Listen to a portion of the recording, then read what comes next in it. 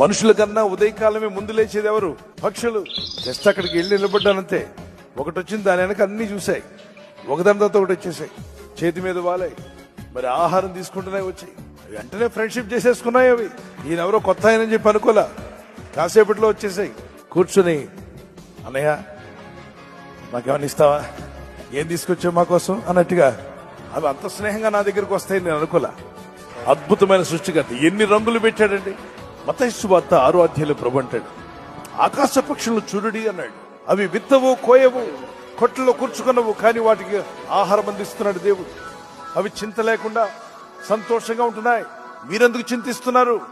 మీరు ఆకాశ పక్షుల కన్నా శ్రేష్ఠులు కాదా? మనుషులతో చెప్తున్నాడు దేవుడు, మానవులరా మీరు ఎందుకు చింతపడుతున్నారు, ఎందుకు దిగులు పడుతున్నారు? రేపటి గురించి భయపడుతూ కూర్చోవద్దు. నా భవిష్యత్తు ఎలా ఉంటుంది, నా ఉద్యోగం ఎలా ఉంటుంది, నా వ్యాపారం ఎలా ఉండబోతుంది, మరి అనేక విధాలుగా సమస్యలు వస్తున్నాయి, రావచ్చు. కానీ బైబిల్ చెప్తుంది, యెహోవా యందు భయభక్తి వారికి ఏ మేలు కొదువై ఉండదు. ఏ రోజు నువ్వు ఎలాంటి పరిస్థితి ఎదుర్కొంటున్నావో ఆ పరిస్థితిని చూసి నువ్వు భయపడక. పరిస్థితులు మారిపోతూ ఉంటాయి. నీ పరిస్థితుల గురించి దేవుని సన్నిధిలో ప్రార్థన చేయడం ప్రారంభించు, దేవుడు కార్యం చేస్తాడు.